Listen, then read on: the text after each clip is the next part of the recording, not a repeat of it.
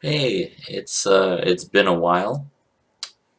Uh, haven't been kind of busy, and to be honest, I completely forgot I was doing this. I am a fantastic YouTube guy. I am just great at this shit. Well, anyways, I will get right into this. Chapter 18. Knock knock. Demon awoke on Saturday morning, slightly groggy thanks to the late night. He pulled himself out of bed silently. The two girls on his team were nowhere to be seen, as he decided now would make a great time to have a shower. After months of constant warfare on the frontier, he often forgot about having a shower, no one really noticing because they all smelled the same. He cherished the hot water during the shower and finished it in about 30 minutes. He changed into his armor and headed out of his dorm. Sid followed in close step. He made his way into the dining hall, filling up on bacon and eggs. Then he began his way back to his pod. Just as he left the dining hall, he received an alert on his wrist screen. As he looked down, he saw a message that he'd hoped he wouldn't have had to see for some time. Warning: command pod compromised. Main door has reported structurally strained. Possible breach imminent. His eyes went wide and he activated his stim, sprinting to the pod. As he did, he received another message on his screen. Breach detected. Initiating countermeasures. Authorizing lethal countermeasures, yes or no. Quick as a flash, he clicked no, ensuring that his Titan wouldn't completely eviscerate whoever did it. He made it there and was quite pissed to see the door was currently smashed into the pod. He pulled out his pistol and walked in, holding it at point. The lights in the pod were currently turned off, so he activated the small light under the barrel of his pistol, illuminating the intruders.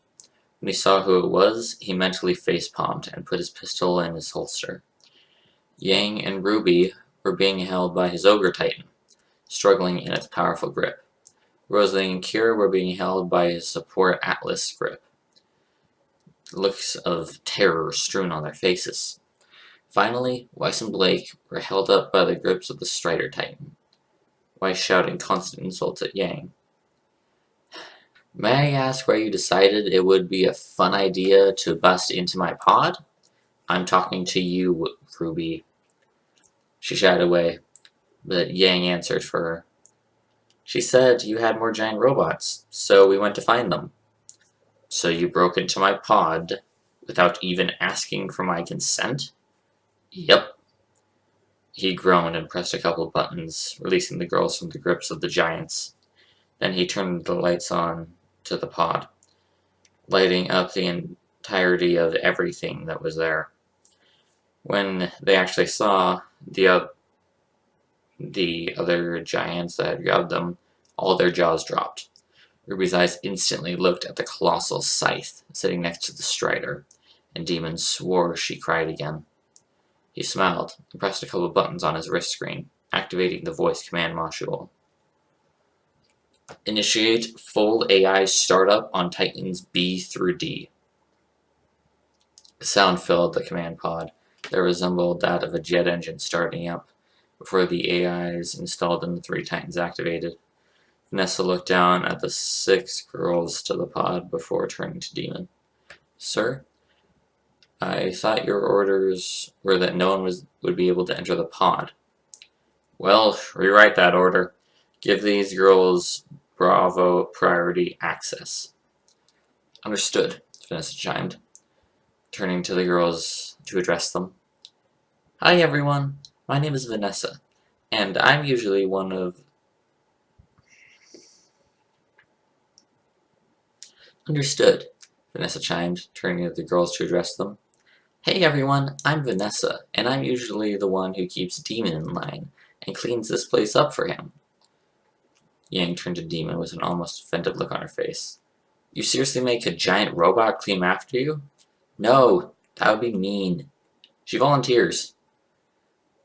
Yang raised an eyebrow at this before pretending to look down at a sheet of paper in her hand. I'm sorry, but I checked the receipt. I didn't buy any of your bullshit. Fine. I don't have time to clean up all my stuff, so Vanessa does it for me. Happy? Yes. But who are the other two? Well, the one in the atlas, the slightly bigger one, is Jeeves. Why, hello, young ones. It's a pleasure to meet you, stated the English butler. And he is positively the most annoying person ever. But he likes tea and biscuits, so he's okay in that respect. I still don't understand why you never choose to indulge in 4 o'clock tea time, sir. Because, Jeeves, I prefer coffee. Ah, the dairy-tainted false drink of the world. As I said, the most annoying person ever. He states because he makes the best biscuits in the galaxy. Anyway, the big guy in the ogre is our walking tank, Nikolai. Girls, it hath been a long time since the last activation, Sar. That's because last time you managed to use every single rocket we owned, and then stole more from the other pilots. They weren't using 'em. I just repurposed 'em for the greater good. They sucked at aiming as well. Still, you didn't have to rip the rocket launcher off Josh's Titan. He's still pissed at me. Nikolai grumbled a bit, producing a mechanical gurgle,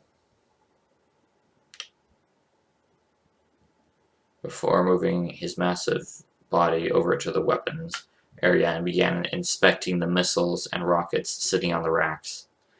Demon turned back to the girls and gave them some instructions. So basically, look but don't touch. You can check out the guns and the Titans, but don't break anything. And last of all, under no circumstances will you ever touch what is beneath that black tarp. Leo looked at the spherical thing underneath the tarp that he was pointing at. Why? Asked RWBY. Well, unless you want to turn this entire academy into a crater on the ground. Sure, go ahead and touch it. They all shied away at this and began wandering around the pub, inspecting the weapons and Titan ornaments.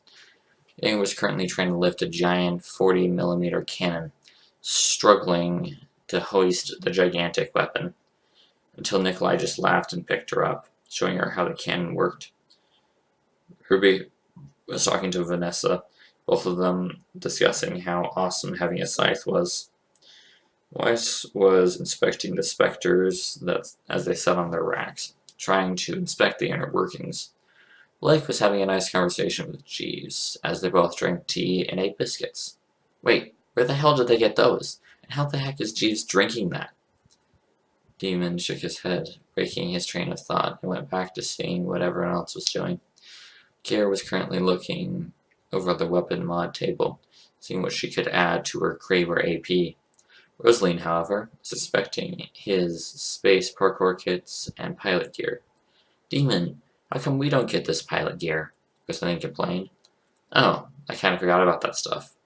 Well, you can take it, sure, but you might want to train with it for a while. Rosaline smiled and clipped the parkour kit just above her waist on the back before running off to the training area and out of the pod. As Demon watched the scene continue, he remembered something that he should have fixed ages ago.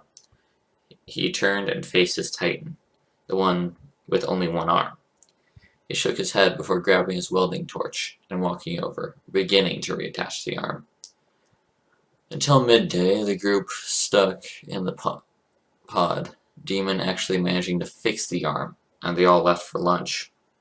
They were eating when Rosaline limped into the dining area, sitting next to RWBY. She looked bruised all over and was very pissed. What happened? Asked Demon. Pretty sure he knew the answer. He had seen the look in the first few weeks of his pilot training. The stupid parkour kit sucks, she complained, ripping it off and slamming it onto the table. Yeah, you'll get used to it soon. I'll get Sid to take you through the training routine, Rosaline grumbled before walking off to the cafeteria line. Just when she got back, Team Juniper sat down next to them. How's it going? Asked John, digging into a nice-looking chicken pie. Yeah, pretty good. Turns out Ruby and Yang are my sisters, deadpan Demon, causing John to spit out his chicken pie. Nora's face dropped, and she complained about not breaking his legs again, although Pierre looked a little bit confused in what Demon said. Are you sure? I mean, how can you be certain? Well, only two people know my mother's middle name. Me and her. Apparently Demon as well. Yang answered. Hmm. Congratulations on the revelation, Ren consoled. Demon nodded, thanks to him, before standing up and walking off, finished with having his lunch. If any of you want to head to my pod afterward, you are free to, but I will be in the practice room. Demon walked out and headed toward his pod. To his pod, he grabbed his new armor and weapon. He grabbed a spare Spectre as well as his experimental hologram projector. After changing into his armor, he headed to the training area, Spectre in tow. When he made it there, he found no one else was there, everyone being out for the weekend. He jumped into the practice arena and activated his holographic projector, creating a holographic person to appear about 10 meters in front of him. With a flared swish, he drew his Odachi and flicked the blade out to its full length. Now, time to figure out how to use this thing. 3 hours later. This sucks, Demon panted, sick of the continuous drills to learn how to use his weapon. He had set the hologram to an elite hand-to-hand specialist, aka a ninja, and tried to fight against it without getting hit. After failing miserably the first couple times, he decided that actually learning the proper technique might do some good. After downloading Hacking, an Odachi combat manual, he got the Spectre to show him the correct fighting techniques so he could copy them and hope he could at least learn something. He had gotten the general gist of things after a while and could perform a few basic techniques. Overhead slashes, horizontal slashes, stabs, and diagonal cuts. He had practiced them on the hologram after toning down the difficulty a bit, finding he could at least manage to hit it. Next, he decided to learn more of the defensive side of the equation. Demon went over and picked up a training baton that was set to the side of the arena.